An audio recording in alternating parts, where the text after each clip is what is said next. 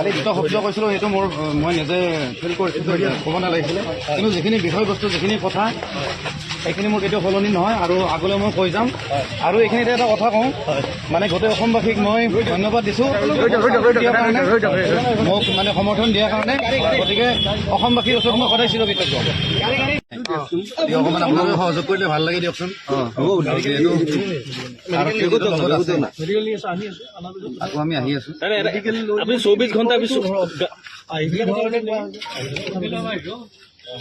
মানে 24 ঘণ্টা আপুনি থাকিবলগীয়া, প্ৰায় 24 ঘণ্টা থাকিবলগীয়া হ'ল লকআপত। আজি প্ৰথম এক্সপেৰিয়েঞ্চ চাগে আপোনাৰ? লকআপত নাই।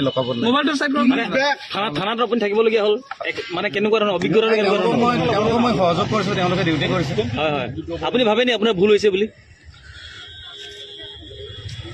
অকণমান চাগে হৈছিলে শব্দকেইটাৰ কাৰণে, কিন্তু বিষয়বস্তুটোৰ কাৰণে মই ভুল হোৱা বুলি মই কেতিয়াও স্বীকাৰ নকৰোঁ। হয় হয়, প্ৰথম অৱস্থাত আপোনাৰ আৰক্ষীয়ে বিচাৰি থাকিবলগীয়া আছিলে, মোবাইল চুইচ অফ কৰি আছিলে? নাই, বিচৰা নাই, মই নিজে আহিছোঁ ইয়াত। সহযোগ কৰিছে আপুনি? নিজে আহিছোঁ। যোৱাকালি মই নিজে আহিছোঁ, মোৰ গাড়ী থানাৰ ফ্ৰণ্টত ৰখা আছিল। হয় হয়, ফোন কৰি মাতিছিলে, মই ইয়াত আহিছোঁ বাছ। হয় হয়, অলপ কমপ্লিট কৰি লওঁ, নিশ্চয়।